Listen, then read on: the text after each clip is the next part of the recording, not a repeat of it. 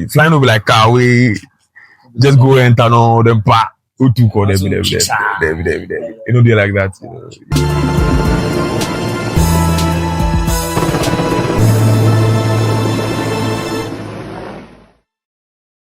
So I look at HeliPilotGh here with me, HeliPilotGh. Some people call me NMS. If you know, you know. So I'm here with my man, Mr. Houston. You know, I promised you guys that we're going to have interactions with people in the industry. I have my maiden guest. Should I say guest? No, my buddy, Mr. Houston. You see pilot way bought before. You see the muscles. Yeah, okay. So he's a helicopter pilot. We fly for a while now, and I come here, but I'm see for a while. For a while now. Okay, so we are just going to have normal conversations. You know, this is very informal. You know, just for you to meet the guys in the industry, and this is the beginning of new things to come. So, Mr. Houston. Yeah, man. I'm happy to see you here. Charlie, we arrange this thing. We know they get time. You wanna do? Charlie. But I mean, by God's grace, we've had the time to do this. I'm sure we are going to impact so many people. So it's going to get a little personal, Kaka, but I mean, we'll take it step by step. So I know we go to so yeah, your boy Ginger boys.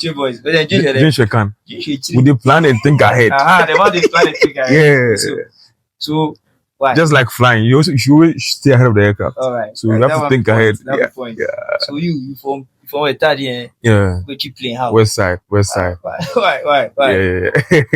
Why did you decide to fly? Oh, you know, so I think when we were all kids, everybody they want to fly. We besides setting up, so yeah, a doctor, pilot.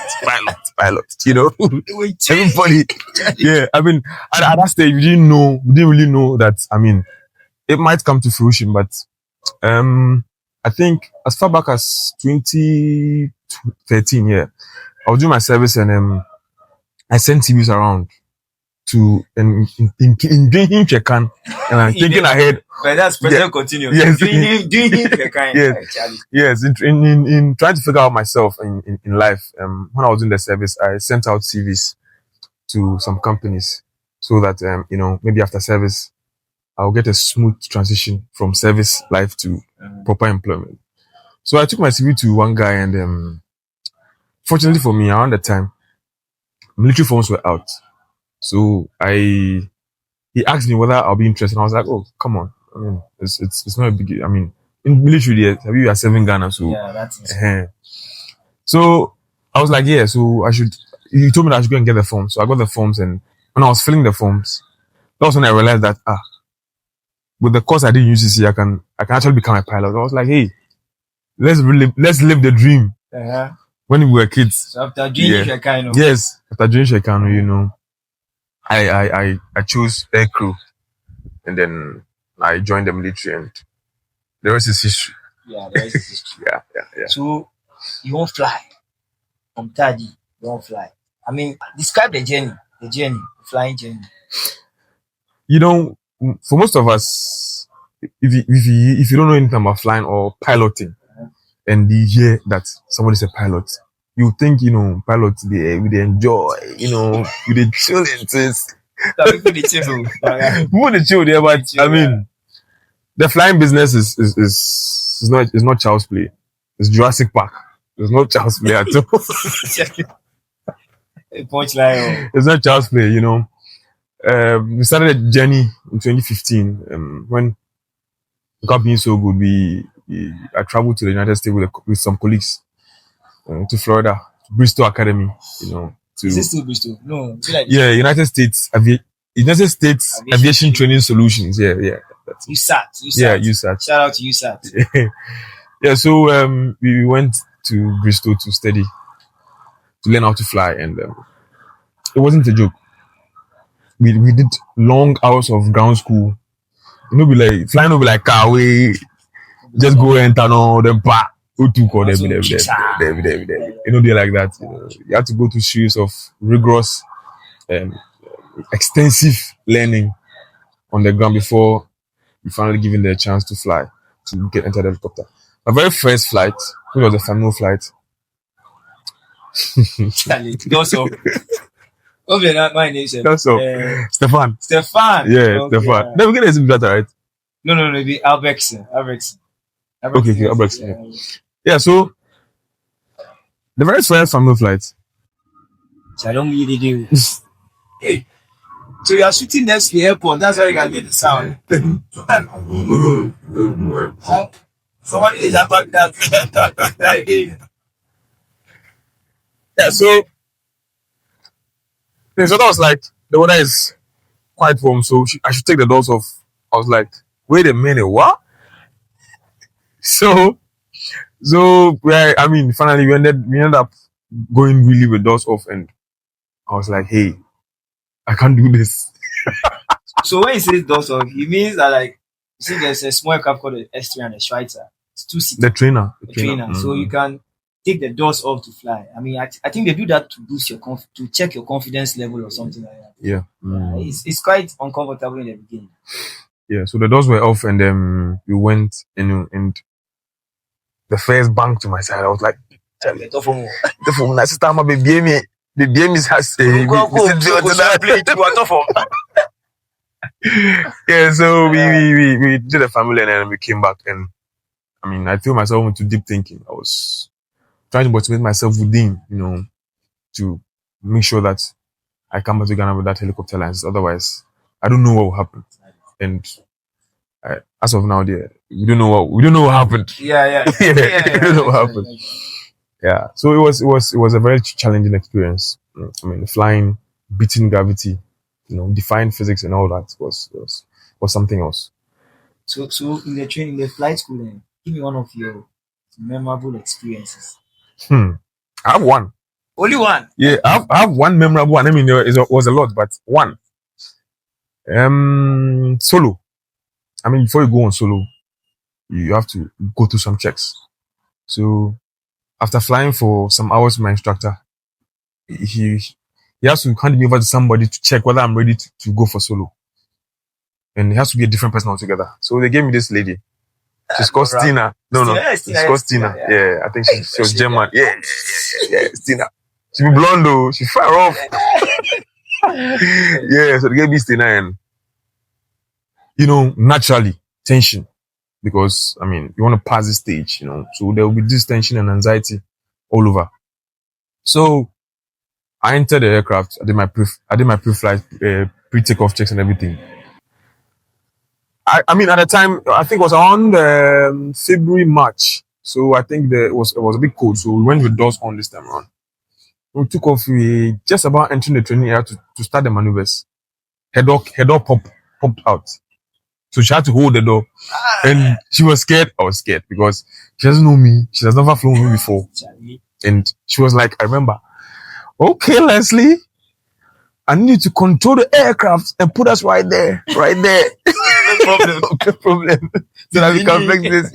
Yeah. So I mean, I got focused. I tried to shake off the fear and everything, and gradually I was able to put the aircraft on the grass, and then we just had to fix the door and come back and reschedule the exercise for another day. It was something else because. So would you call that like one of the most challenging moments, or you have another challenging moment? Yeah, I mean, for helicopters, right? The most important part of flying helicopter is hovering, right? Yes. Lesson 8, eh? Yeah, lesson 8, hovering. Yes. So in flying, you have to hover first. Helicopter, you have to hover first. Yes, I want to mean you. Yes, I want to mean you have to pick up into a hover and transition and go. Now when you're coming back, you have to come back in a hover before you put it down. Yeah. So hovering, the formula for hovering. It's no formula. There's no formula. See why? Yeah, and the hovering is it was something else, and you have to hover. When you don't hover, you cannot fly helicopters. Yeah. So after several lessons, they try, and Charlie, baby, you could try. No, you'll be able to hold it for 2-3 seconds. Now you try to have a J film. You know the funny one. Take the cycling. What's Take the collective. Now their group comes. They take all three. I say. A class for stadium circle makes more for me. So I was thinking, I couldn't sleep. I mean, for some time I couldn't sleep because I was thinking about what people were doing right and I wasn't doing. I engaged people. I spoke to the other senior guys who went to meet over there who, I mean, were well advanced in the serial training. I was asking them how they were doing it. Obia different versions, Charlie.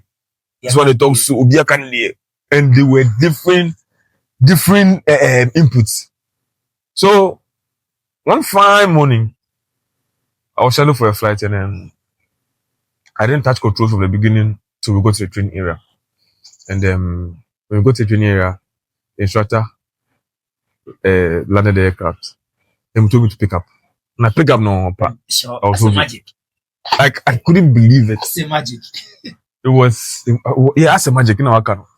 Yeah. So I think hopping was one of the most challenging moments of because if you don't hover, you can't fly helicopters. Okay, so right now, let's say you finish all those things, you came to fly and work as the Air Force. Now, somebody won't go flight school, helicopter flight school. Looking at how your flying training went, what kind of advice would you give the person? For helicopter flying, I think you need seriousness. Yeah, because some helicopter pilots still don't know how helicopters fly because it is too amazing. Somebody said that the helicopter is a real flying machine, and it's true because these fixed wing guys, if you don't give them runway, they cannot fly.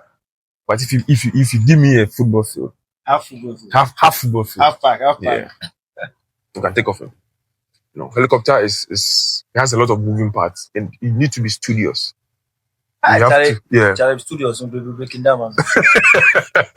You need to be a serious student. You need to be very, very serious with your books. Yeah. Otherwise, helicopter is not for you. I'm not downplaying the fact that fixed wing guys too, they have challenging moments. They do, but for me, helicopter flying is something else. Yeah. So you need to be serious. You have to take your book very serious. And with flying, if I compare it to driving, the skill is there. I mean, if I go away for a long time and I come back, the muscle memory will kick in and the flying will come. But the procedures, the airmanship is very important. Decision making in flying is very, very important. You understand? And that is built on reading of people's experiences and others. So yeah. The Houston has spoken. How you go talk?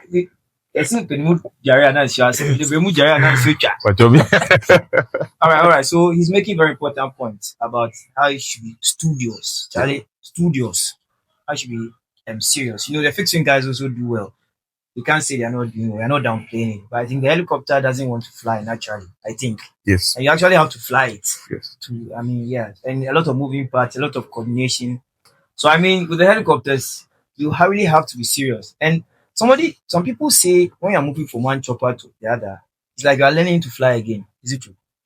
Like it's true and not true. Like from the Schweitzer to the R44. Yes, R44. I remember. You still have to go. Go through even my instructor said no, the secret. You still have to go through. The first flight, I think he was a new instructor. He was like, okay, so this is how we do. We're coming back to the school. This is how we put it on the spot. Charlie also a show power instructor. That is normal. It's normal. Charlie is an instructor. So the helicopters are very, very fun. Yeah. And if you joke, it's gonna kill you. Yeah. If you joke, it's gonna kill you. So you don't have to leave any stone unturned. You have to be very serious from the start up to shut down. You need to be very, very serious. Otherwise, if you miss one and the aircraft is not forgiven, it will be the end of you. So Charlie guys, so Mr. Houston has said it all, So cheers, HeliPilotGh. We out.